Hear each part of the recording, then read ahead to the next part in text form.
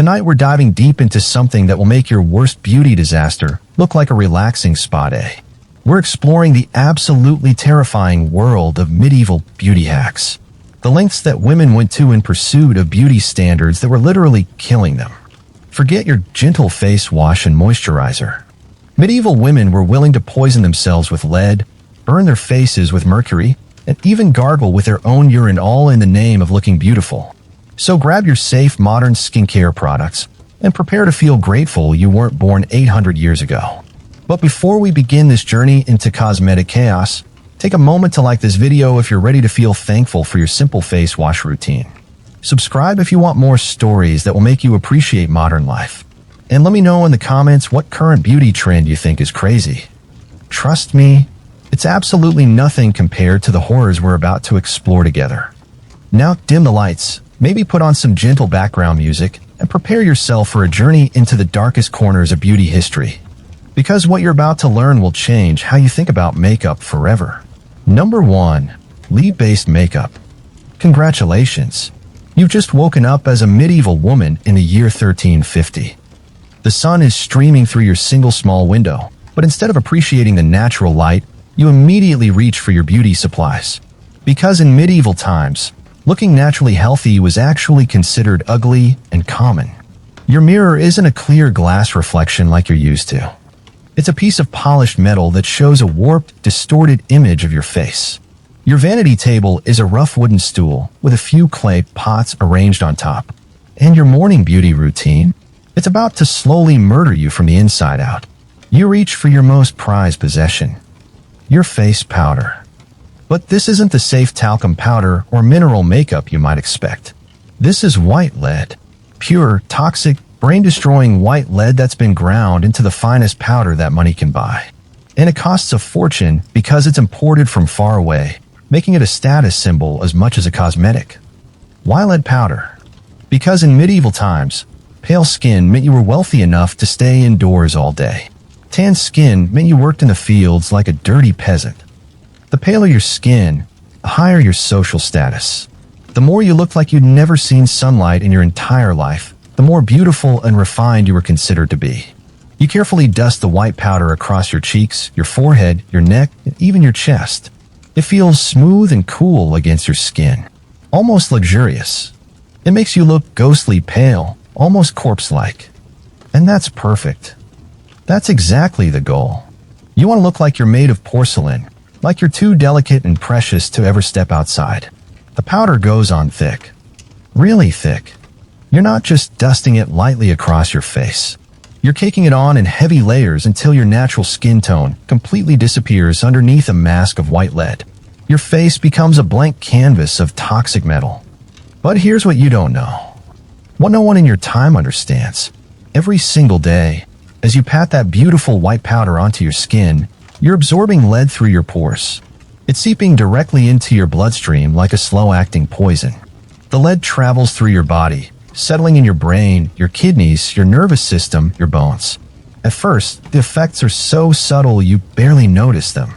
Maybe you feel a little more tired than usual. Perhaps your stomach hurts sometimes after meals. Your hands might shake slightly when you're trying to sew or write. But these seem like minor inconveniences. Small prices to pay for beauty. But lead poisoning doesn't happen overnight. It builds up in your system like water filling a bucket. Drop by drop, day by day, the poison accumulates. And your body has no way to get rid of it. Once lead enters your system, it stays there, doing damage for months and years. After a few weeks of daily lead powder application, you start to notice more concerning symptoms. Your gums begin to turn a strange blue-black color, like they've been stained with ink. Your teeth start to ache constantly, a dull throbbing pain that never goes away. When you smile, your teeth look gray and lifeless. Your hair, once thick and shiny, begins to fall out in alarming clumps. Every morning, your pillow is covered with loose strands. When you brush your hair, whole sections come out in your hands. Within months, you develop bald patches that you try desperately to hide under caps and veils. The stomach pain gets worse. Much worse. It feels like someone is twisting your intestines into knots. Sharp, stabbing cramps double you over without warning. You can barely keep food down. Everything you eat seems to turn to acid in your belly. Your hands develop a constant tremor that makes everyday tasks nearly impossible. Writing becomes difficult because your fingers shake too much to form letters properly. Sewing is a nightmare because you can't hold the needle steady. Even lifting a cup of water becomes challenging. But you keep using the lead powder every single day, because without it, you look common and ordinary. Your natural skin color marks you as lower class. And in medieval society, looking lower class could ruin your chances of marriage, social advancement, or even basic survival. Some women use lead-based face powder for years, decade even. Their skin becomes gray and lifeless, like old parchment. Their breath develops a metallic smell that never goes away. They develop such severe tremors that they can barely walk or speak coherently. The lead doesn't just affect your appearance. It destroys your mind. Many women develop memory problems so severe they forget their own names. They become confused and disoriented, unable to recognize family members. Some develop seizures that leave them unconscious on the floor, their bodies jerking uncontrollably. And the worst part? If you're pregnant, the lead doesn't stay confined to your body. It crosses directly into your baby's bloodstream through the placenta. The developing child absorbs the same toxic metal that's been slowly poisoning you. This causes birth defects, brain damage, developmental delays, and often death before or shortly after birth. Many medieval women who used lead powder never had healthy children. Pregnancy after pregnancy ended in miscarriage or infant death. They blamed bad luck, God's will, or their own moral failings. They never suspected that their beautiful white face powder was killing their unborn babies. But you don't know any of this. Medical science won't discover the dangers of lead poisoning for several more centuries. All you know is that when you look in your polished metal mirror, you look like a lady. Pale, refined, and socially acceptable. The fact that you're slowly dying doesn't occur to you because the symptoms develop so gradually. The lead powder becomes an addiction. Not in the chemical sense, but in the social sense. You literally cannot imagine facing the world without it. Going outside with your natural skin tone feels like appearing naked in public. The powder isn't just makeup anymore. It's armor. Protection against being judged as common or poor. Some women apply the lead powder so thickly that it cracks and flakes off throughout the day, leaving white dust on their clothes and furniture. Others heat the powder over candles to melt it into their skin, creating an even more toxic application method that burns their faces while poisoning their blood. And the expense. Lead powder is incredibly costly. Some families go into debt to afford it. Women sell their jewelry, their household goods, even their food rations to buy enough powder for daily use. They prioritize looking wealthy over actually being able to afford necessities like food or fuel. The social pressure is immense. Other women judge you harshly if your powder isn't white enough or thick enough. There's constant competition to achieve the palest possible complexion. Some women even apply powder to their hands and arms, extending the toxic coverage to every visible part of their bodies. Welcome to medieval beauty standards, where looking dead was literally killing you. Where the pursuit of pale perfection meant slow suicide by heavy metal poisoning. Where women chose social acceptance over their own survival, not because they were vain or foolish, but because they had no other realistic choice in a society that valued appearance over human life. Number 2. EGG White's AS Face Masks. Now that you've thoroughly poisoned yourself with lead powder, it's time for the next step in your medieval beauty routine. Your morning face mask. But don't expect the gentle, nourishing treatments you might be familiar with today. No cucumber slices or moisturizing honey masks. No soothing aloe or hydrating serums.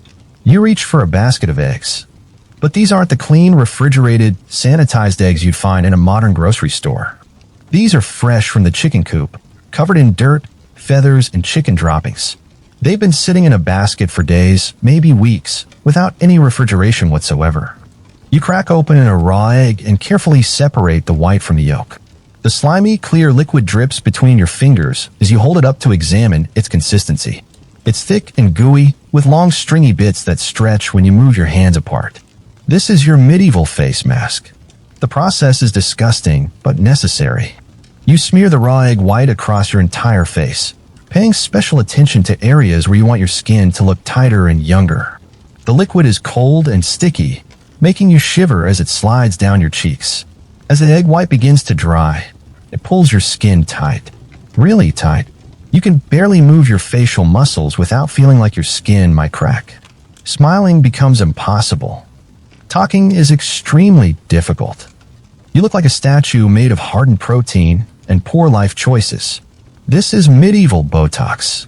Except instead of tiny, precise injections administered by trained medical professionals, you're coating your entire face in raw bird embryo fluid that's crawling with bacteria.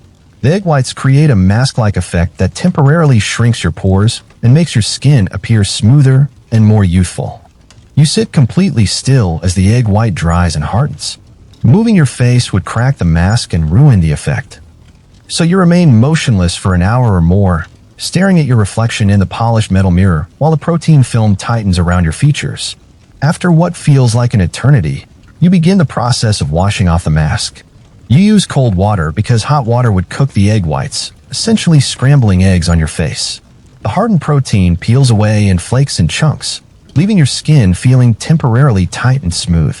For a few precious hours after the treatment, you do look younger. The egg whites have temporarily shrunk your pores and pulled your skin taut across your facial bones. Fine lines seem diminished. Your complexion appears smoother and more even. It's like a temporary facelift made from chicken periods. But here's what's really happening underneath that smooth exterior. Raw eggs in the 14th century aren't pasteurized, sanitized, or tested for safety. They're absolutely crawling with dangerous bacteria. Salmonella, E. coli, Campylobacter, and dozens of other microscopic nasties that are just waiting for a warm, moist place to multiply. Every time you smear raw egg whites on your face, you're essentially inviting a bacterial invasion. Your pores become tiny breeding grounds for harmful microorganisms.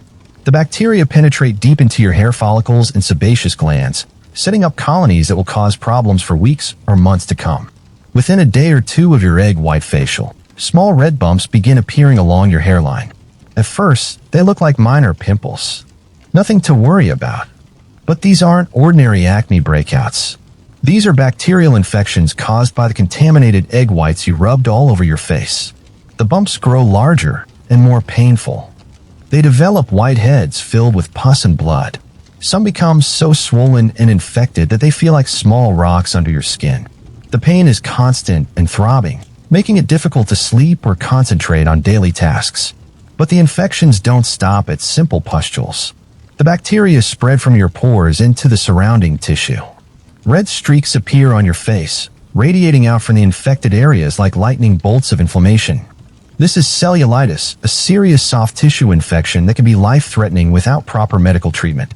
Your lymph nodes begin to swell as your immune system tries desperately to fight off the bacterial invasion. The glands in your neck become tender and enlarged, making it painful to turn your head or swallow. You develop a fever as your body battles the infection. And since this is medieval times, there are no antibiotics available. No antiseptic creams or sterile wound care. Your only options are primitive folk remedies that often make the infections worse. Some women try to drain the pus by piercing the infected areas with dirty needles, introducing even more bacteria into their already compromised skin. The infections can spread rapidly across your face and down your neck. What starts as a few small bumps can become a landscape of festering sores that weep pus and blood. The smell becomes nauseating, like rotting meat mixed with infection. Some women develop such severe facial infections that their skin becomes permanently scarred. Deep pits and craters form where bacteria have eaten through healthy tissue. Patches of discolored skin that never heal properly create a mottled, damaged complexion that no amount of lead powder can hide. Others experience tissue death, where entire sections of facial skin simply die from lack of blood flow caused by severe inflammation. The dead tissue turns black and falls away, leaving exposed muscle and bone underneath. Without modern reconstructive surgery, these women are left permanently disfigured. But the scariest possibility is sepsis. If the bacterial infection enters your bloodstream, it can spread throughout your entire body within hours. Your blood pressure drops dangerously low. Your organs begin to shut down one by one. Death becomes a very real possibility from what started as a simple beauty treatment. Even if you survive the acute infection, the damage to your skin is often permanent. Your face becomes a battlefield of scars, pitted and uneven from the repeated bacterial assaults.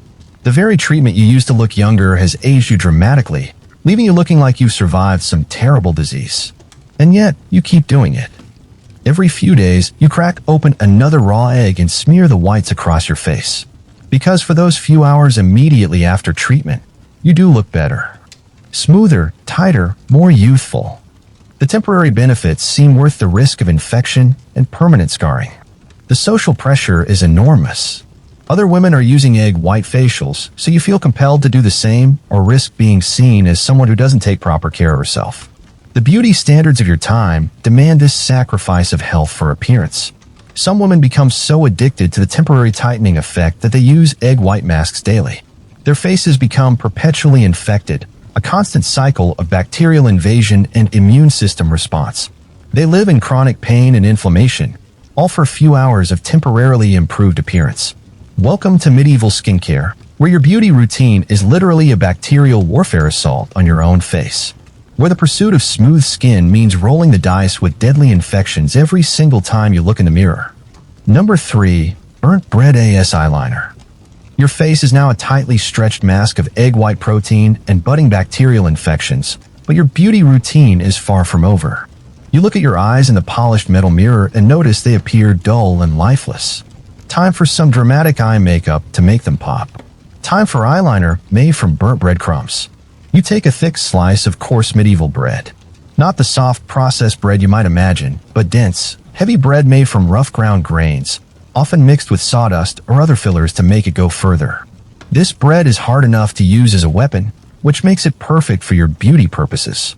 You hold the bread directly over an open candle flame or thrust it into your cooking fire. The crust begins to char and blacken, filling your small room with smoke that makes your eyes water.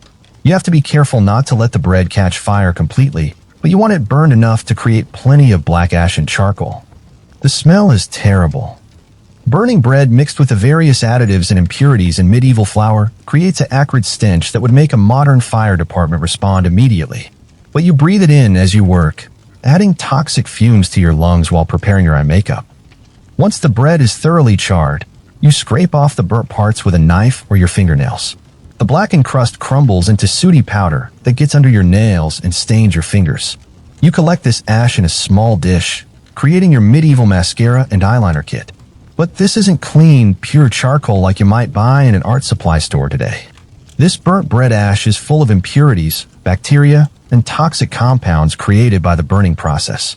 Bits of unburned grain, yeast particles, and whatever dirt and contaminants were in the original bread are all mixed into your eye makeup. You wet your finger with saliva and rub it in the burnt breadcrumbs. The mixture becomes a gray-black paste that feels gritty between your fingers. Tiny sharp particles of charcoal scratch your skin as you work the paste into the right consistency. Now comes the dangerous part. You carefully smear this gritty, bacteria-laden paste around your eyes, trying to create dramatic dark circles and thick eyelashes. You have to be extremely careful because getting the mixture directly in your eyes would be catastrophic, but the application process makes this almost inevitable. The burnt bread paste doesn't go on smoothly like modern eyeliner. It's chunky and uneven, with sharp particles that scratch your delicate eyelid skin like sandpaper. Every application creates tiny microcuts in the sensitive tissue around your eyes. These microscopic wounds immediately fill with bacteria from contaminated ash. Your body tries to heal the cuts, but the constant reapplication of dirty burnt bread prevents proper healing. The small wounds become infected, creating perfect breeding grounds for harmful microorganisms.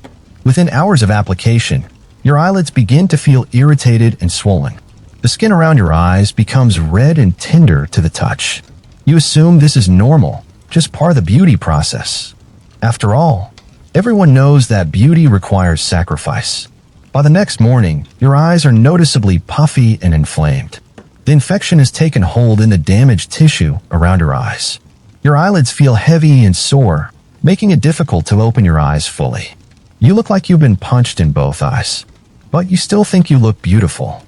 The dark rings around your eyes are dramatic and striking, even if they're now enhanced by the natural darkness of bruised and infected tissue. You've achieved the smoky eye look, though not in the way you intended. The infections worsen rapidly. Your eyes begin to water constantly as your body tries to flush out the irritants and bacteria. But the tears just spread the contamination around, carrying bacteria from your infected eyelids into your actual eyes. Pus begins to collect in the corners of your eyes like yellow tears. Every morning, you wake up with your eyes crusted shut from the dry discharge. You have to soak them with warm water just to open them, and even then your vision is blurry and distorted. The bacteria from the burnt bread ash can cause several different types of serious eye infections. Conjunctivitis turns the whites of your eyes bright red and makes them feel like they're full of sand. Blepharitis causes your eyelids to become so swollen and crusty that you can barely see through the slits. Some women develop styes, painful lumps on their eyelids that grow larger over time. These infected bumps can become so large they interfere with vision and cause constant pain.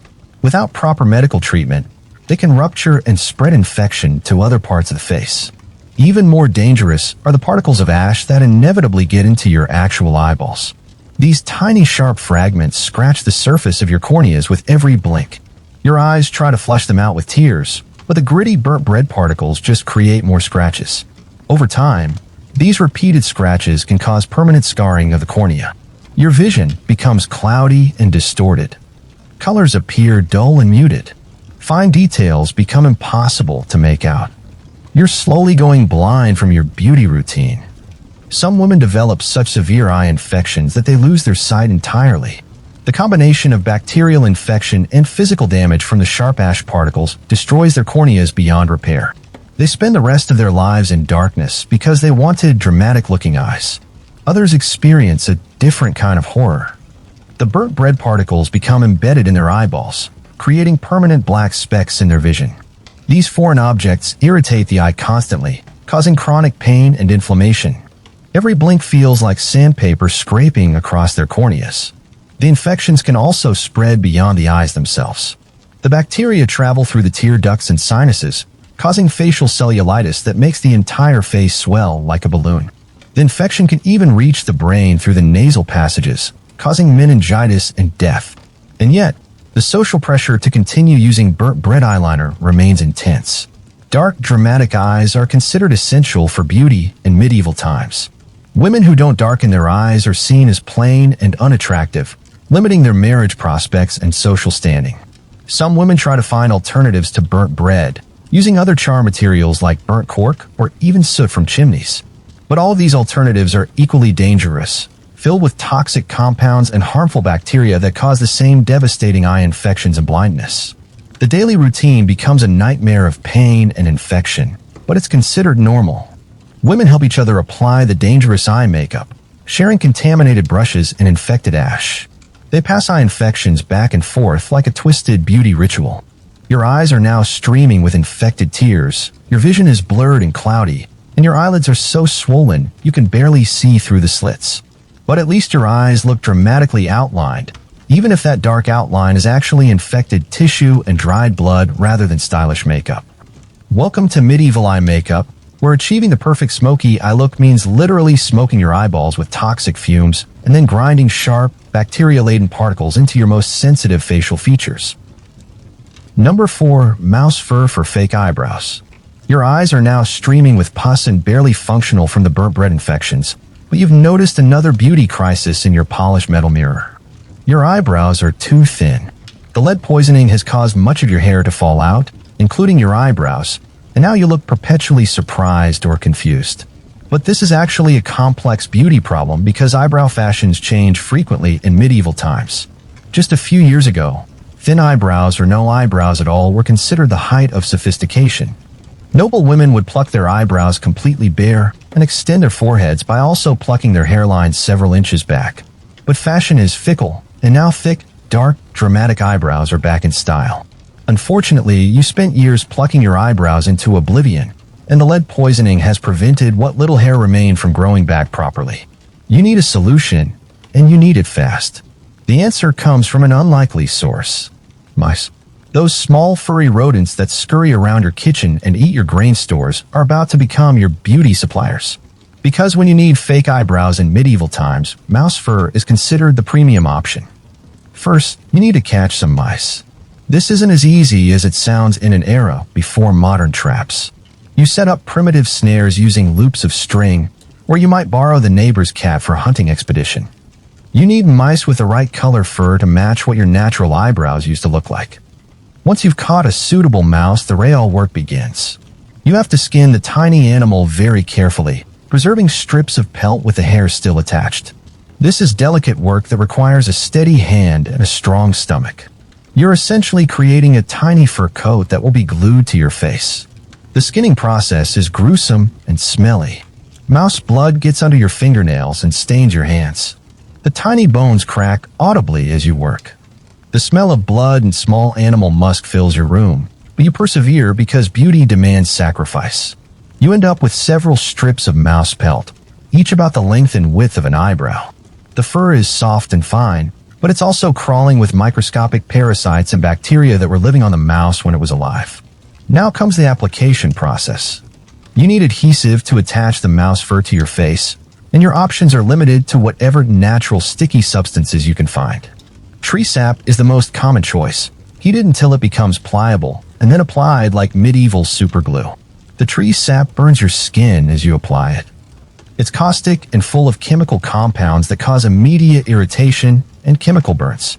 But you spread it carefully above your eyes where your natural eyebrows used to be, creating a sticky foundation for your mouse fur implants. You carefully position the strips of mouse fur on the hot tree sap, pressing them down to make sure they adhere properly. The fur sticks out at odd angles, nothing like natural human hair. It's coarser and has a different texture that makes it obvious you're wearing dead rodent on your face. The itching starts immediately. The mouse fur is incredibly irritating against your skin. It feels like tiny needles poking your forehead with every facial expression. The tree sap pulls and burns your skin whenever you move your eyebrows or forehead muscles. But the real problems are just beginning. That mouse you caught and skinned, it was almost certainly carrying fleas. And those fleas are now living in the fur strips glued to your face. They're hungry, and you've just provided them with a new food source, your blood. The fleas begin biting your forehead almost immediately. Each bite creates a small, intensely itchy red welt that burns and stings. You want to scratch the bites, but that would dislodge your expensive mouse fur eyebrows, so you have to endure the constant itching and burning. Soon your forehead is covered with flea bites that swell and become infected. The constant scratching you can't help but do creates open wounds that fill with bacteria from the dirty mouse fur and tree sap glue. And fleas aren't the only parasites you've introduced to your face. Mice carry mites, lice, and other tiny creatures that are happy to make a new home in the warm, moist environment of your facial skin. Your forehead becomes an ecosystem of biting, crawling, reproducing parasites. The mouse itself might have been carrying diseases that can jump to humans. Medieval mice are vectors for all sorts of nasty illnesses: plague bacteria, typhus, tularemia, and various forms of fever that can kill you within days. Every time you touch your new mouse fur eyebrows, you're potentially exposing yourself to these deadly pathogens. The bacteria and viruses that were living in a mouse's bloodstream are now dried into the fur that's glued to your face. After a few days, the mouse fur begins to smell. It's starting to rot while still attached to your forehead. The stench is unmistakable, the sweet, nauseating odor of decomposing animal tissue. People can smell you coming from across the room. But removing the eyebrows would mean admitting that your beauty experiment has failed, and it would also be incredibly painful. The tree sap is hardened into a rock-like substance that's bonded to your skin. Pulling it off would remove layers of flesh along with the rotting mouse fur. Some women keep their mouse fur eyebrows for weeks, enduring the smell, the infections, and the parasites rather than face being eyebrowless again. Their foreheads become landscapes of pus-filled sores and crawling insects, but their eyebrows look fashionably thick. The tree sap glue causes chemical burns that create permanent scars. When the mouse fur is finally removed, it leaves behind patches of discolored, damaged skin that never heal properly. Some women develop keloid scars that are raised and disfiguring. Others experience allergic reactions to the tree sap that cause their entire faces to swell. Their eyes become slits in puffy, inflamed tissue. They can't eat because their mouths are too swollen to open. The allergic reaction can be severe enough to cause difficulty breathing and death. And the parasites don't confine themselves to your forehead. The fleas, mites, and lice spread to other parts of your body. Your hair becomes infested with crawling insects. Your entire body becomes itchy and uncomfortable as the parasite population explodes. But perhaps the most tragic aspect is the social pressure that drives women to glue rotting rodent fur to their faces. The beauty standards are so rigid that being fashionably eyebrowless is seen as worse than having a forehead covered in infected, parasite-infested mouse pelt. Some women become addicted to the mouse fur eyebrow process, constantly catching new mice and replacing their rotting facial fur with fresh strips. Their foreheads become permanently scarred and infected from the repeated applications of caustic tree sap and diseased animal parts. The irony is that the lead poisoning that caused your eyebrow loss in the first place is still ongoing. So even as you're gluing mouse fur to your forehead, the toxic face powder you use daily is ensuring that your natural eyebrows will never grow back. Welcome to medieval eyebrow enhancement, where the solution to hair loss is gluing parasite-infested rodent pelts to your face with caustic tree chemicals and hoping you don't die from the diseases the mice were carrying. Number 5. Sulfur and mercury skin treatments. Your mouse fur eyebrows are now crawling with fleas and reeking of decomposition, but you've got bigger problems to worry about. The months of lead poisoning, egg white bacterial infections, and burnt red eye damage have left your facial skin looking like a battlefield. You have dark spots, patches of scarred tissue, and persistent acne that just won't clear up. Time for a medieval dermatology treatment. Time for the most advanced medical technology your era has to offer: sulfur and mercury compounds that will literally burn the damaged skin right off your face. These aren't gentle acne treatments or mild exfoliating scrubs. These are industrial-strength chemicals that are so toxic they're used to preserve dead bodies and kill insects. But in medieval times, they're considered the height of medical sophistication for treating skin problems. You visit the local apothecary, a dimly lit shop filled with jars of mysterious powders and liquids that smell like a combination of rotten eggs and metal polish. The proprietor, who may or may not have any actual medical training, recommends a special mixture of powdered sulfur and liquid mercury for your complexion issues. The sulfur comes in bright yellow crystals that smell like the fires of hell. When you get close to it, the stench burns your nostrils and makes your eyes water. This is the same substance that creates the smell of rotten eggs, concentrated into a powder that's supposed to heal your skin. The mercury is even more terrifying. It's liquid metal that moves and flows like it's alive. When you touch the container, the mercury forms perfect silver beads that roll around with an almost supernatural fluidity. It's beautiful and mesmerizing, which makes it even more dangerous. The apothecary carefully measures out portions of both substances and mixes them together with mortar and pestle. The combination creates a silver-gray paste that gleams like melted metal. The fumes rising from the mixture make everyone in the shop dizzy and nauseous. You're instructed to apply this metallic paste to your face like a mask, paying special attention to areas with acne, scars, or discoloration. The cost is enormous, nearly a month's wages for a working person, but beautiful skin is supposedly worth any price. You return home and begin the application process. The mercury sulfur paste feels cold and heavy against your skin. It tingles at first, then starts to burn with increasing intensity. But you've been told that burning means it's working. That pain equals progress in medical treatment. The burning sensation quickly becomes unbearable. It feels like someone is holding a torch to your face. Your skin turns bright red, then begins to blister as the chemicals literally cook your flesh from the outside in. But you endure it, believing that this agony will result in perfect, clear skin. Within hours, your face is covered in angry blisters that weep clear fluid. The mercury and sulfur haven't just treated your acne, they've caused second-degree chemical burns across your entire face. Your skin looks like you've been attacked with acid. But the real horror is just beginning. Mercury doesn't just burn your skin and then disappear. It soaks through your damaged flesh and enters your bloodstream like a liquid poison. Once mercury gets into your body, it travels everywhere. Your brain, your kidneys, your nervous system, your reproductive organs. The mercury begins destroying your nervous system from the inside out. Your hands start to shake uncontrollably, making simple tasks like eating or writing nearly impossible. The tremors get worse every day as more mercury accumulates in your brain tissue. Your teeth begin to hurt, then become loose and fall out one by one.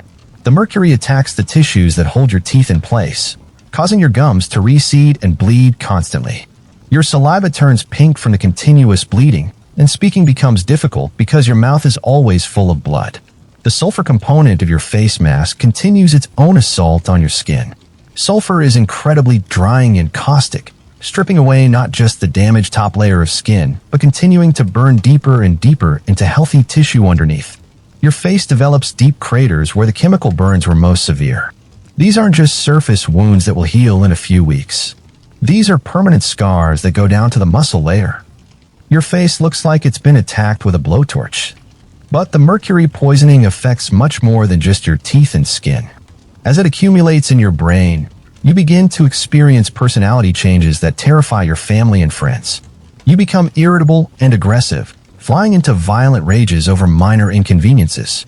Your memory starts to fail in frightening ways. You forget the names of people you've known your entire life. You get lost walking to places you visited hundreds of times. Sometimes you forget where you are, or what year it is, staring blankly at familiar surroundings as if you've never seen them before. The tremors spread from your hands to your entire body. You shake so violently that you can't eat soup without spilling it everywhere. Walking becomes dangerous because your legs tremble so badly that you fall frequently, often injuring yourself on the rough floors and furniture. Some women who use mercury sulfur treatments develop a condition that medieval people call Mad Hatter's disease, though they don't understand the connection to mercury poisoning. You begin to see things that aren't there. Hallucinations of people, animals, or creatures that exist only in your mercury-damaged brain. You might have conversations with dead relatives or shout at enemies that no one else can see. Your family begins to think you're possessed by demons or losing your mind from sin or moral failing. They have no idea that your beautiful skin treatment is literally destroying your brain cell by cell. The kidney damage from mercury poisoning causes your body to retain fluid in dangerous ways. Your feet and legs swell until your skin is stretched tight and shiny.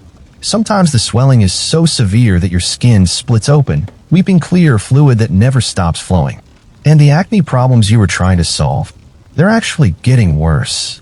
The chemical burns have damaged your skin so severely that it can't protect itself from bacteria anymore. Deeper infections take hold in the burned tissue, creating abscesses that are far worse than the original pimples you were trying to treat. Your face becomes a landscape of weeping sores, chemical burns, and infected tissue. The mercury sulfur treatment hasn't cured your skin problems. It's created a medical disaster that makes your original acne look like a minor inconvenience. Some women continue using mercury treatments even as their faces disintegrate and their minds deteriorate. The social pressure to have clear skin is so intense that they'd rather be slowly poisoned to death than appear in public with acne. Others become addicted to the initial burning sensation, interpreting the pain as proof that the treatment is working. They apply stronger and stronger concentrations of mercury and sulfur, accelerating their own destruction in pursuit of perfect skin. The most tragic cases are the women who lose their entire faces to these treatments. The chemical burns become so severe that the skin dies and sloughs off in large chunks, leaving exposed bone and muscle underneath. Without modern reconstructive surgery, they're left looking like living skulls.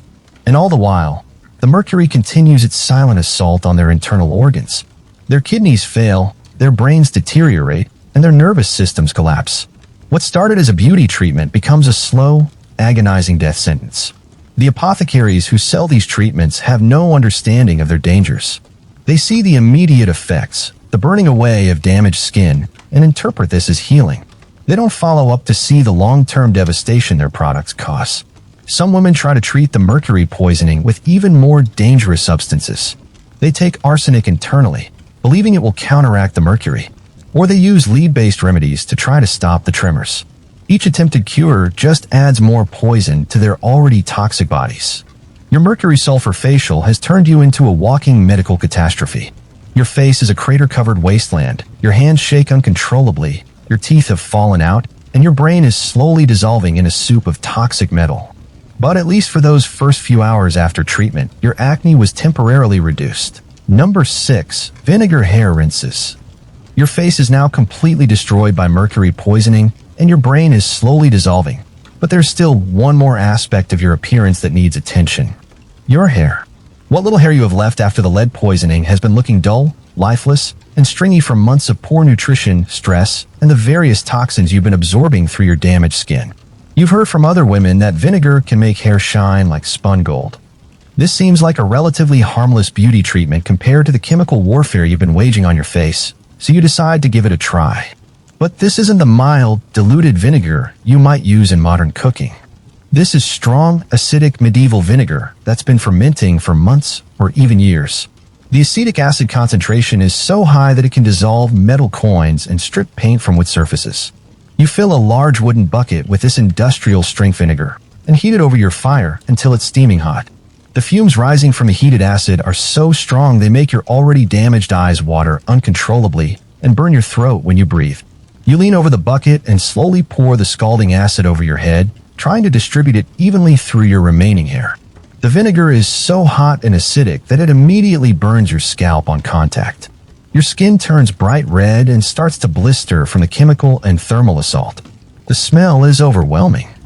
The heated vinegar creates fumes that fill your entire living space with a choking, eye-watering fog of acetic acid vapor.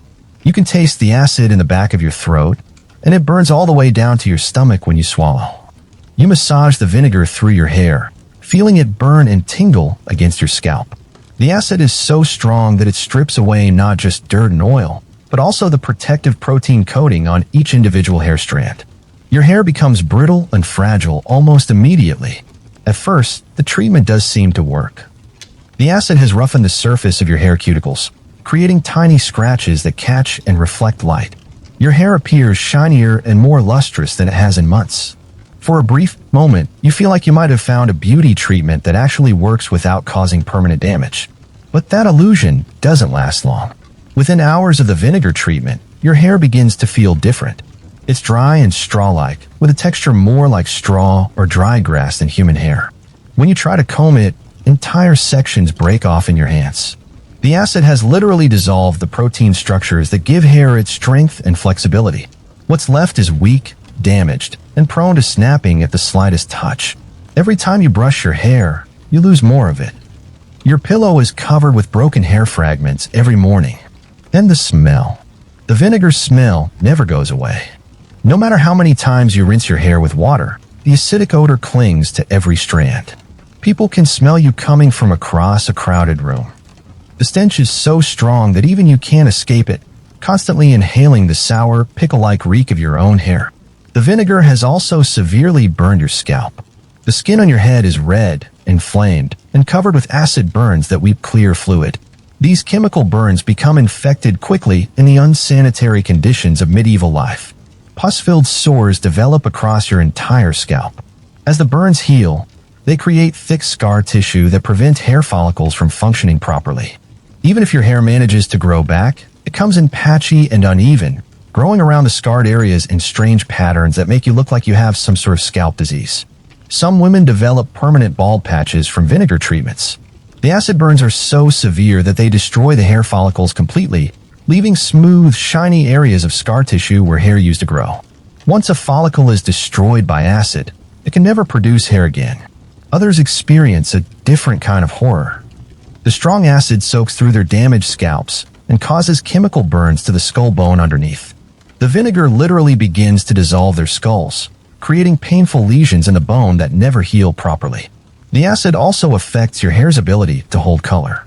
If you've been using any sort of hair dyes or treatments, the vinegar strips them away instantly, leaving your hair a patchy, uneven mess of different colors and textures.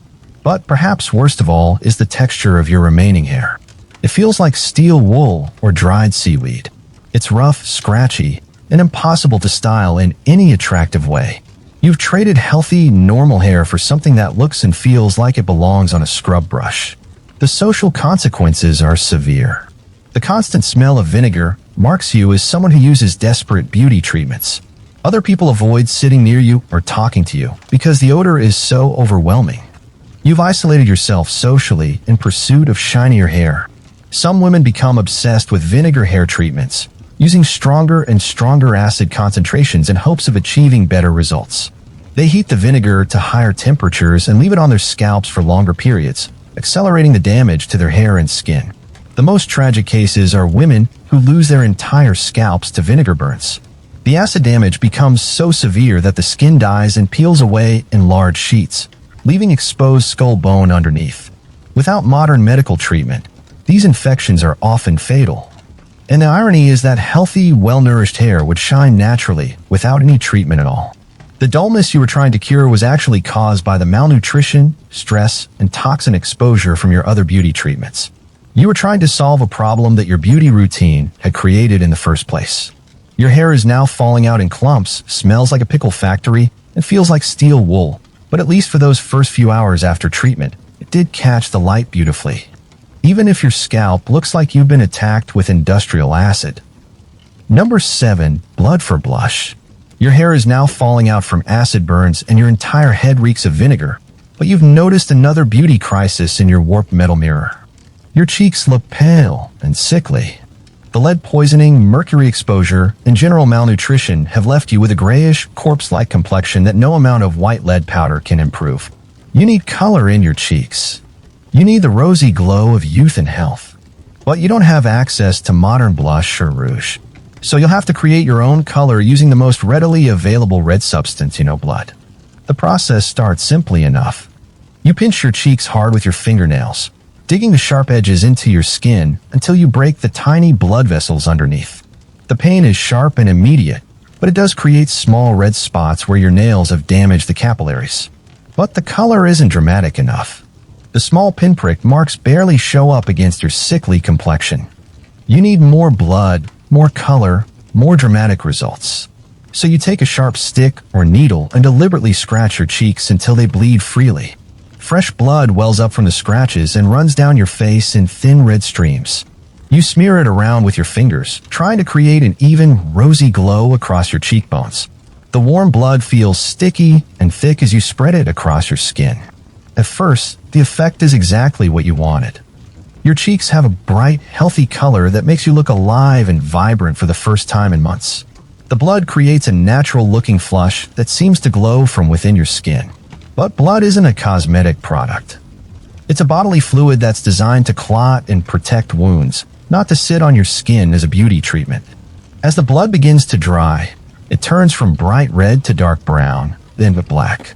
Your rosy glow becomes a crusty, flaking mess. And blood, especially medieval blood, isn't sterile. It's crawling with bacteria from your body and from the dirty tools you use to create the wounds. When you put fresh blood on open cuts, you're essentially creating perfect breeding grounds for dangerous infections. The scratches on your cheeks become infected almost immediately. Red streaks appear around each wound as your body tries to fight off the bacterial invasion. The scratches swell and fill with pus, creating painful bumps that throb with every heartbeat. Some women take this blood blush technique even further. They don't just use their own blood. They collect animal blood from butchered livestock and apply it to their faces with dirty rags. Pig blood, chicken blood, whatever they can get from the local butcher or slaughterhouse. Animal blood is even more dangerous than human blood. Pigs and chickens carry diseases that can jump to humans. Trichinosis, salmonella, Campylobacter, and dozens of other pathogens that are just waiting for a way into your bloodstream through your self-inflicted facial wounds. Every time you apply animal blood to your scratched cheeks, you're playing Russian roulette with medieval diseases. Some of these infections can kill you within days. Others cause chronic illness that leaves you weak and sickly for the rest of your shortened life. The blood also attracts flies and other insects. The smell of fresh blood draws them from all around the neighborhood. Soon your face is covered with buzzing flies that are trying to feed on the blood you've smeared on your cheeks. They lay eggs in the wounds, and within days you have maggots living in your facial scratches. As the infections worsen, your entire face begins to swell. Your eyes disappear into puffy, inflamed tissue. Your lips become so swollen that you can't eat solid food. The lymph nodes in your neck enlarge to the size of eggs as your immune system desperately tries to fight off the overwhelming bacterial assault. But the most dangerous possibility is blood poisoning, sepsis. When the bacteria from your infected facial wounds enters your bloodstream, it can spread throughout your entire body within hours. Your blood pressure drops dangerously low, your organs begin to shut down, and death becomes a very real possibility. Some women develop such severe facial infections from blood blush treatments that their skin dies and falls away in chunks. They're left with permanent holes in their faces where the infected tissue has rotted away. Without modern reconstructive surgery, they look like living corpses. Others experience a different kind of horror. The constant scratching and bleeding makes them anemic. They're literally draining their own blood in pursuit of rosy cheeks, leaving the rest of their body pale and weak from blood loss.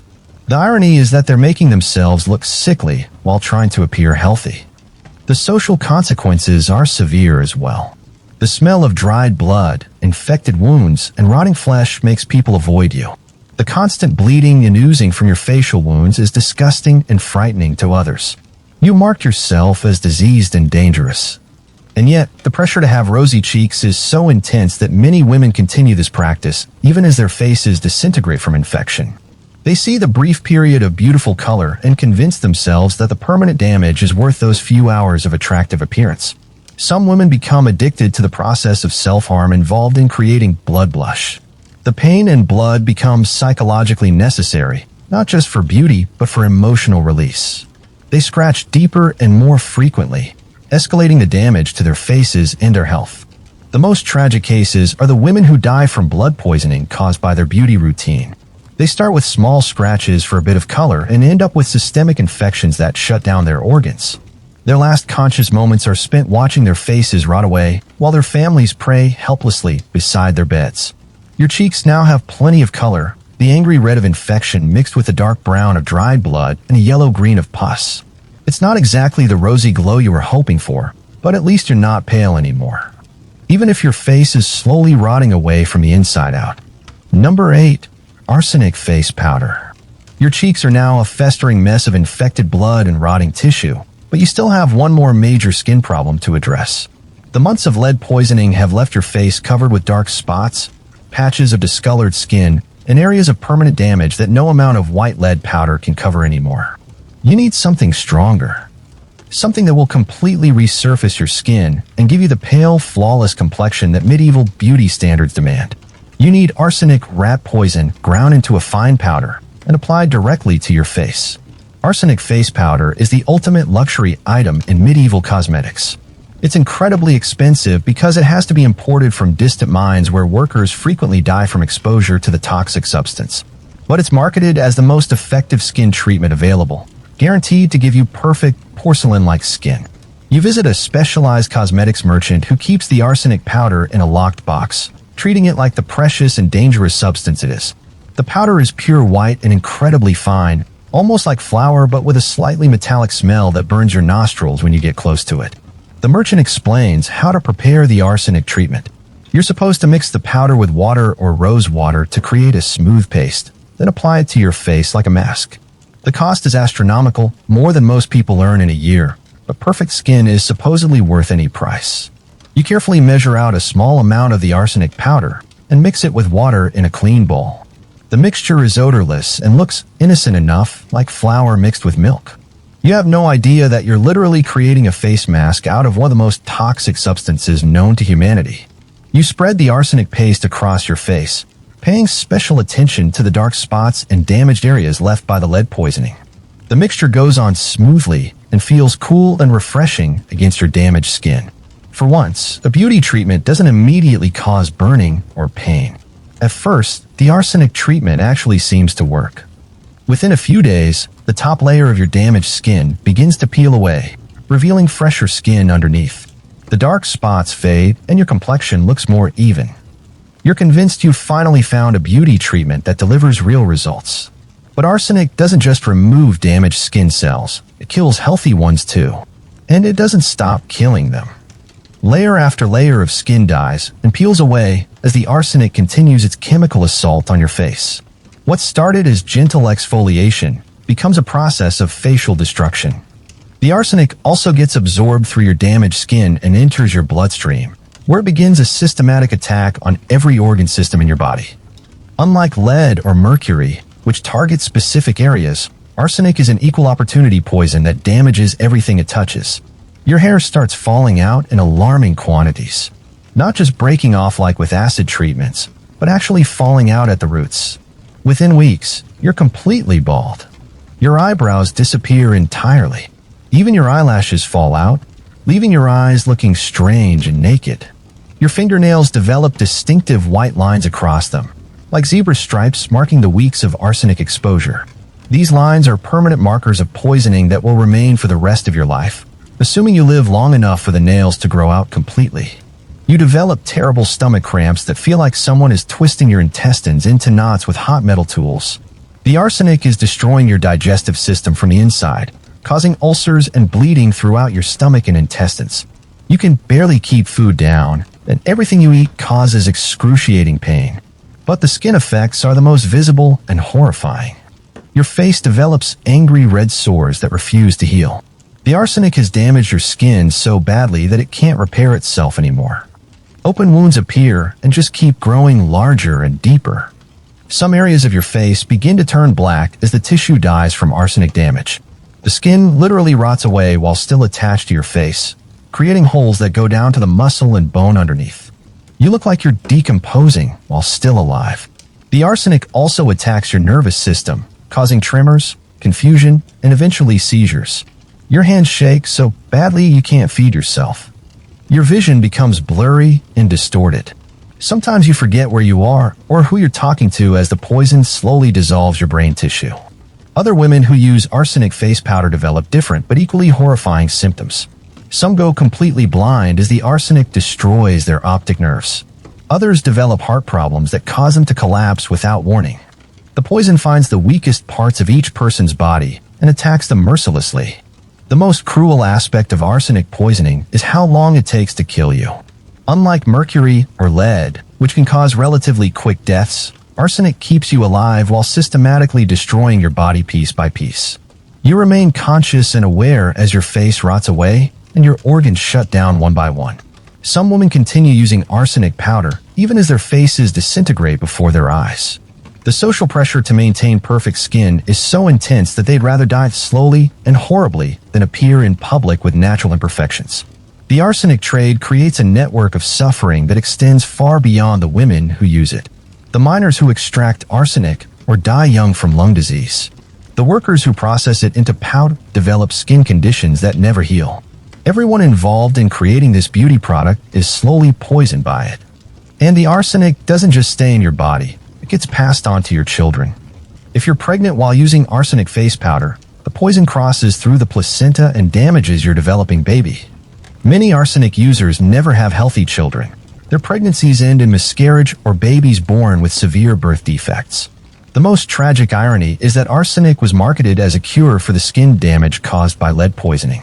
Women who had already destroyed their faces with one toxic metal were sold another toxic metal as a solution. They were trapped in a cycle of poisoning, always trying to cure the damage from their last beauty treatment with an even more dangerous one. Your arsenic face powder has given you the pale, flawless complexion you wanted, but only because it's killed all the skin cells on your face. You now have patches of dead, black tissue mixed with raw, bleeding wounds where your facial skin used to be. Your hair has completely fallen out, and your internal organs are slowly dissolving. But hey, for those first few days after treatment, your skin did look remarkably smooth and even. Even if that smooth skin was actually dead tissue that was about to rot and fall off your face. Number 9. Urine as a teeth whitener. Your face is now a landscape of arsenic-induced tissue death, and your hair has completely fallen out, but you've noticed another beauty issue that needs immediate attention. Your teeth are yellow stained, and many of them are loose or missing from the various toxic treatments you've been using. Time for a dental hygiene routine that will make your modern dentist scream in horror. Medieval dental care is practically non-existent. There are no toothbrushes, no toothpaste, no floss, and certainly no professional dental cleanings. Most people simply accept that their teeth will be yellow, painful, and eventually fall out. But you've heard whispers of a secret whitening treatment that supposedly works miracles: aged human urine. The theory behind urine as a teeth whitener isn't completely insane by medieval standards. Urine contains ammonia, which is actually a mild bleaching agent that can remove some surface stains. But using it as a mouth rinse comes with dangers that far outweigh any cosmetic benefits. You begin collecting your own urine in a clay pot, saving every drop throughout the day. This isn't the sterile, laboratory-grade urine you might encounter in modern medical testing. This is concentrated waste from a body that's been poisoned with lead, mercury, and arsenic for months. The urine collection process is disgusting and difficult. You have to squat over the pot multiple times per day. Try not to contaminate the liquid with fecal matter or dirt from your unwashed body. The pot quickly fills with yellow fluid that smells exactly like what it is: concentrated bodily waste. But fresh urine isn't strong enough for teeth whitening. You need to let it ferment and concentrate for several days until the ammonia levels increase. So you cover the pot and leave it sitting in your living space, filling your home with increasingly powerful stench of decomposing urine. After a week of fermentation, the urine has transformed into something truly horrific. The liquid has become dark yellow or brown, with a smell so strong it makes you gag when you lift the cover. The ammonia fumes are so concentrated they make your eyes water and burn your throat. This is your mouth rinse. This concentrated, fermented human waste is what you're going to swish around in your mouth in hopes of achieving whiter teeth. You take a deep breath, pour some of the aged urine into a cup, and prepare for one of the most disgusting experiences of your life. You put the fermented urine in your mouth and immediately want to vomit. The taste is indescribable, bitter, salty, and wrong in every possible way. It's like drinking liquid sewage that's been left to rot in the sun.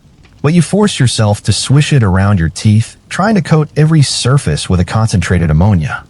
The burning starts immediately. The high concentration of ammonia in aged urine is strong enough to cause chemical burns in your mouth. Your gums begin to sting and burn as the alkaline liquid eats away at the soft tissues. Your tongue feels like it's on fire. You spit out the urine and immediately want to rinse with water, but you've been told that rinsing will reduce the effectiveness of the treatment. So you endure the burning sensation and the horrible taste, hoping that this suffering will result in whiter teeth. And initially, it does seem to work. The ammonia in the fermented urine can remove some surface stains from teeth, making them appear slightly whiter. For a brief moment, you think you found a beauty treatment that actually delivers results without causing permanent damage. But that relief doesn't last long. The high pH of the aged urine has disrupted the natural acid balance in your mouth, making it much more alkaline than it should be. This creates an environment where harmful bacteria can thrive and multiply rapidly. Within hours of your urine mouth rinse, your gums begin to reseed from your teeth. The ammonia has caused chemical burns that destroy the delicate gum tissue, exposing the sensitive roots of your teeth underneath. Every sip of water or bite of food becomes agonizingly painful. The bacterial imbalance in your mouth leads to rapid tooth decay. Without the natural acidity that normally helps control harmful bacteria, your mouth becomes overrun with organisms that produce acid strong enough to dissolve tooth enamel.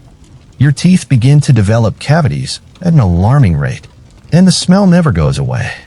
No matter how many times you rinse with water or chew herbs, your breath smells like ammonia and decay. The odor is so strong and offensive that people refuse to stand near you or speak with you directly.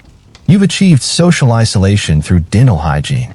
The ammonia burns in your mouth become infected with dangerous bacteria. Medieval mouths are already full of harmful microorganisms, and the chemical burns provide perfect entry points for these pathogens to invade deeper tissues. Abscesses form along your gum line, filled with pus and blood. Some women develop such severe mouth infections from urine treatments that the bacteria spread to their bloodstream, causing sepsis and death. What started as a cosmetic teeth whitening procedure becomes a fatal systemic infection that shuts down vital organs.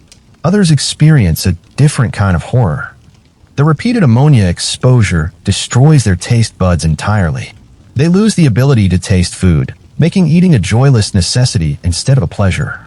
Everything they consume tastes like cardboard or ash. The chemical burns from aged urine also cause the tongue to swell and develop painful ulcers. Speaking becomes difficult and painful. Some women develop speech impediments that last for months or years after stopping the urine treatments. But perhaps the most disgusting aspect is that urine isn't actually sterile, despite common medieval beliefs. It contains bacteria from the urinary tract, and letting it ferment for days allows these bacteria to multiply into a thriving colony of harmful microorganisms. You're essentially gargling with a bacterial culture medium. The bacteria in fermented urine can cause urinary tract infections when they come into contact with oral tissues that connect to your sinuses and eventually to your kidneys. Some women develop kidney infections that start in their mouths from urine teeth whitening treatments. And the social stigma is enormous. Using urine for any purpose marks you as desperate and disgusting. Even in an era where hygiene standards are generally low, gargling with fermented urine crosses a line that most people won't approach. Some women become psychologically dependent on urine treatments, convincing themselves that the temporary whitening effects are worth the permanent damage to their oral health. They develop elaborate rituals around collecting and fermenting their urine, treating it like a precious beauty elixir instead of concentrated bodily waste. The most tragic cases are women who lose all their teeth to urine treatments. The combination of ammonia burns, bacterial infections, and disrupted oral pH causes such extensive damage that their teeth simply dissolve away completely. They spend the rest of their lives unable to eat solid food, surviving on liquid diets while their faces collapse inward from lack of dental support. Your teeth might be slightly whiter after the urine treatment, but they're also loose, painful, and surrounded by infected, receding gums. Your breath smells like a combination of ammonia and rotting flesh, and you can no longer taste food properly. But at least for those first few hours after treatment, your smile was marginally brighter. Number 10. Dangerous hair dye tricks. Your teeth are now falling out from urine treatments, and your breath could kill a dragon. But there's one final beauty challenge that demands attention. Your hair color.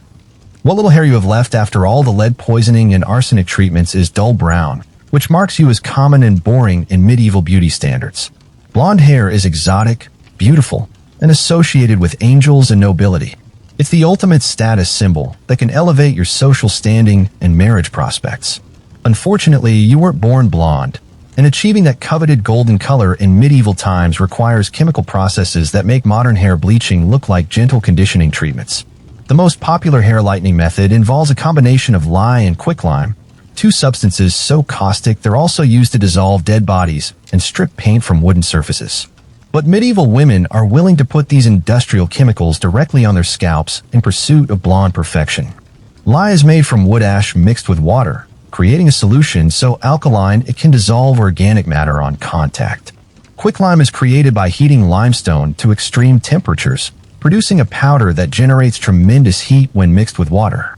Together, they create a hair dye that's essentially liquid fire. You obtain these chemicals from various sources around your medieval community. The lye comes from soap makers who use it to process animal fats. The quicklime comes from builders who use it in mortar and cement. Neither substance is intended for cosmetic use, but desperate times call for desperate beauty measures. The preparation process is dangerous from the very beginning. Mixing lye with quicklime creates a chemical reaction that generates so much heat the mixture actually begins to smoke and bubble. The fumes rising from the combination are toxic enough to cause lung damage if inhaled directly. You have to work quickly because the mixture becomes more caustic as it reacts. The paste starts out gray, but gradually turns white as the chemical reaction intensifies. By the time you're ready to apply it to your hair, you're essentially handling a substance that could dissolve leather on contact. The application process requires enormous bravery or complete ignorance of the dangers involved. You spread the smoking, caustic paste through your hair, starting at the roots and working your way down to the tips. The burning sensation is immediate and intense. Within seconds, your scalp feels like it's on fire. The lye and quicklime are literally cooking your skin, creating chemical burns that penetrate deep into the tissue underneath your hair follicles. But you've been told that pain means the treatment is working, so you endure the agony. The smell is indescribable. Burning hair mixed with caustic chemicals creates a stench that makes everyone within 100 yards gag and run away. You smell like a combination of a house fire, a chemical spill, and decomposing organic matter. The odor is so strong it penetrates your clothes and lingers for weeks. But the real horror becomes apparent within minutes of application. The caustic mixture doesn't just lighten your hair, it begins to dissolve it entirely. Clumps of hair fall out in your hands as the chemicals break down the protein structures that give hair its strength and integrity. The lye and quicklime are also eating through your scalp, creating deep ulcers that weep blood and clear fluid. The chemical burns penetrate all the way down to your skull bone, literally dissolving the tissue that protects your brain from the outside world. Some women leave the caustic mixture on their heads for hours, believing that longer exposure will create better results. They endure unimaginable agony as their scalps are slowly consumed by industrial chemicals, all for the chance of achieving blonde hair. The lucky ones realize something is wrong and try to wash the chemicals out before permanent damage occurs. But lye and quicklime don't wash out easily. They've bonded chemically with your hair and skin. Scrubbing with water only spreads the caustic substances around and makes the burns worse. Others don't realize the extent of the damage until it's too late. The chemical burns are so severe they go numb after the initial pain, creating a false sense that the treatment is working. By the time they remove the mixture, their entire scalps have been destroyed. The aftermath is a medical catastrophe that would challenge even modern emergency medicine. Your scalp is covered with third-degree chemical burns that go down to the bone. In some areas, the skull itself has been damaged by the caustic chemicals, creating permanent deformities. Any hair that survived the chemical assault is so severely damaged it feels like wire or steel wool. The protein structure has been completely destroyed, leaving behind brittle strands that break at the slightest touch. Your hair looks and feels like it belongs on a scrub brush rather than a human head. The burns become infected almost immediately in the unsanitary conditions of medieval life. Without antibiotics or proper wound care, these infections often spread to the bloodstream, causing sepsis and death. Many women die from hair dye treatments within days of application. Those who survive the acute phase face a lifetime of disfigurement. The chemical burns create thick scar tissue that prevent hair from ever growing back. Large areas of the scalp become permanently bald, covered with shiny, twisted scars that make the head look like it's been attacked with acid. Some women try alternative hair lightening methods that are equally dangerous. They boil herbs with toxic metals like lead or mercury, creating hair dyes that poison them from scalp absorption. Others use combinations of sulfur and other chemicals that create toxic fumes capable of causing brain damage. The obsession with blonde hair becomes so intense that some women repeatedly apply these caustic treatments, even as their scalps disintegrate before their eyes. They'd rather be bald and permanently disfigured than have brown hair, such is the power of medieval beauty standards. The few strands of hair that survive the chemical warfare are not the golden blonde that was promised. Instead, they're a sickly yellow-white color that looks more like dried straw than human hair. The texture is so damaged that the hair breaks off at the slightest touch, leaving behind sharp, jagged ends that scratch like wire. And the scalp damage affects more than just appearance. The chemical burns often penetrate so deep they damage nerve endings, leaving large areas of the head permanently numb. Some women lose all sensation in their scalps, unable to feel temperature, pressure, or pain in the affected areas. The worst cases involve women who lose their entire scalps to the chemical treatments.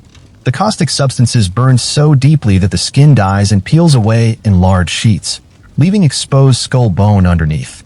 Without modern medical care, these women usually die from infection within days.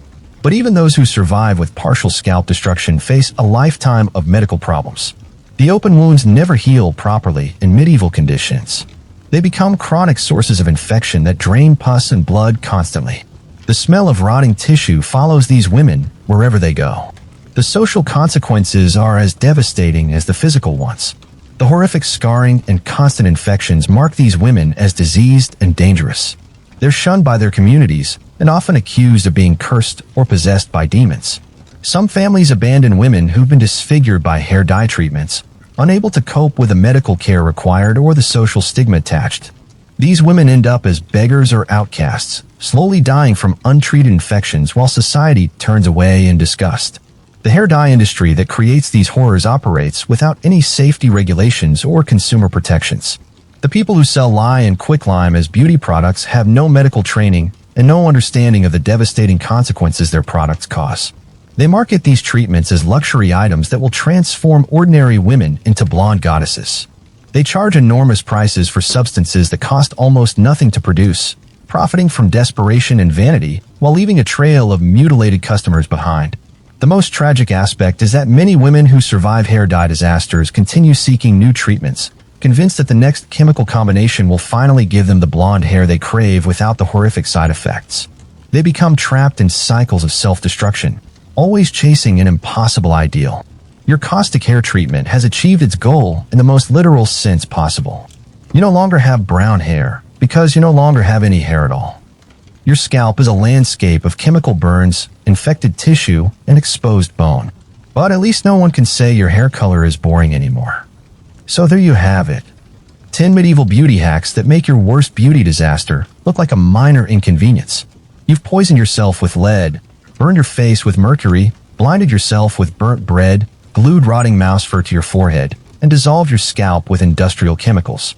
Your teeth have fallen out from urine treatments, your hair has been destroyed by acid, your cheeks are rotting from infected blood, your skin is covered with arsenic burns, and your breath smells like a combination of ammonia and death. But here's what makes this story truly horrifying. It's not exaggerated. These were real beauty treatments that real women used for centuries. the lead poisoning, the mercury burns, the arsenic damage. All this actually happened to millions of women throughout medieval history. These weren't isolated incidents or extreme cases. These were mainstream beauty practices that were considered normal, even necessary, for women who wanted to be considered attractive and marriageable. The social pressure to conform to beauty standards was so intense that women willingly poisoned and mutilated themselves rather than face rejection and social exile. The most tragic part is that these women had no choice. In medieval society, a woman's appearance determined her entire future. An unattractive woman couldn't marry well, couldn't advance socially, and often couldn't even survive economically. Beauty wasn't vanity, it was survival. These women weren't stupid or vain. They were intelligent, resourceful people who were trapped in a system that gave them impossible choices. They could either conform to deadly beauty standards or face a life of poverty, isolation, and early death. They were also victims of a medical system that had no understanding of chemistry, toxicology, or basic hygiene. The people selling these treatments genuinely believed they were helping women become more beautiful. They had no idea they were selling slow death in pretty packages. The lead merchants didn't know their face powder caused brain damage. The mercury sellers didn't understand that their skin treatments destroyed nervous systems. The arsenic dealers had no idea their products were rat poison. They were all operating in a world without scientific knowledge or safety regulations. But perhaps most importantly, these women's stories remind us that beauty standards are not natural or inevitable. They're created by societies and can be changed by societies. What seems normal and necessary in one era can look barbaric and insane in another. The medieval women who painted their faces with lead weren't fundamentally different from modern people. They had the same desires for acceptance, love, and social success.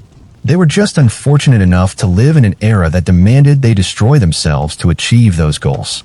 Their sacrifices paved the way for our modern understanding of cosmetic safety. Every safety regulation, every ingredient label, every consumer protection law exists because of the suffering these women endured. They were the unwitting test subjects who proved that beauty should never require death. Today, we have the luxury of choosing health over harmful beauty standards. We can age naturally, embrace our imperfections, and value ourselves based on more than just appearance.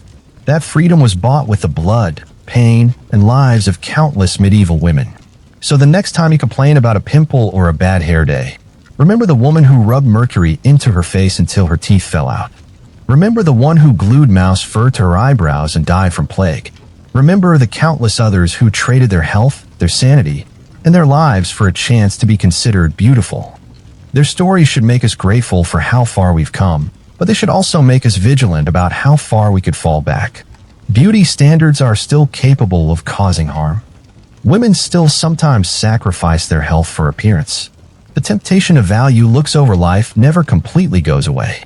The medieval women who gargled with urine and painted their faces with arsenic would be amazed by our modern world. A world where you can be beautiful without destroying yourself. A world where natural is not only acceptable, but celebrated. A world where health comes before appearance and authenticity is valued over conformity. That world exists because of their suffering. Because of their sacrifice. Because their stories taught us that true beauty should never require you to poison yourself, burn your skin, or trade your life for society's approval. They deserve to be remembered not as cautionary tales about vanity, but as pioneers who paid the ultimate price to teach us that beauty and death should never be synonymous. Their legacy is our freedom to choose health, to age gracefully, and to find beauty in authenticity rather than destruction. Sleep well tonight, knowing that your gentle cleanser won't dissolve your face, your toothpaste won't destroy your gums, and your shampoo won't burn your scalp. And maybe spare a thought for the medieval women who weren't so lucky, whose courage in the face of impossible choices helped create the safer, saner world we live in today. They were beautiful not because of their lead-poisoned skin or their mercury-burned faces, but because of their strength, their resilience, and their determination to survive in a world that gave them no good options. Their true beauty lay in their humanity, their hope, and their refusal to give up even when everything was working against them. That's the kind of beauty that never fades, never requires poison, and never demands sacrifice. It's the beauty that comes from being authentically, courageously, unapologetically human. And it's available to everyone, in every era, regardless of what society says is beautiful. The medieval women who suffered for beauty standards that nearly killed them would want us to remember that lesson above all others. That real beauty comes from within, requires no toxic treatments, and should never ever cost you your life. Their stories end in tragedy, but our story can end differently. We can choose to honor their memory by rejecting harmful beauty standards, embracing our natural selves, and remembering that the most beautiful thing about any person is their refusal to sacrifice their health, their happiness, or their humanity for someone else's idea of perfection.